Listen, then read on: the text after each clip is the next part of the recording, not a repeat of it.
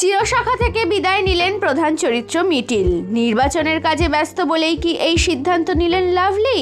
খড়দহের মেয়ে লাভলি মৈত্র 2020 সালে নেতাজি সুভাষ মুক্ত বিদ্যালয় থেকে গ্র্যাজুয়েট হন। তার অভিনয় যাত্রা শুরু হয় 2009 থেকে। কলকাতার ব্লুজ প্রযোজিত 16 আনা ধারাবাহিকে অভিনয় করেন। সিরিয়ালটি 2013 সালে শেষ হওয়ার পর জলনুপুর ধারাবাহিকে শঙ্খমালা চরিত্রে অভিনয়ের সুযোগ পান। আর এই চরিত্রের মাধ্যমেই দর্শক মহলে ব্যাপক জনপ্রিয়তা লাভ করেন, যা তাকে আলাদা পরিচিতি এনে দেয়। পরবর্তীতে মোহর এবং গুড্ডি ধারাবাহিকেও কাজ করেন। এরপর 2019 সালের ফেব্রুয়ারি মাসে প্রথমবার রাজনীতির মঞ্চে দেখা গিয়েছিল অভিনেত্রীকে।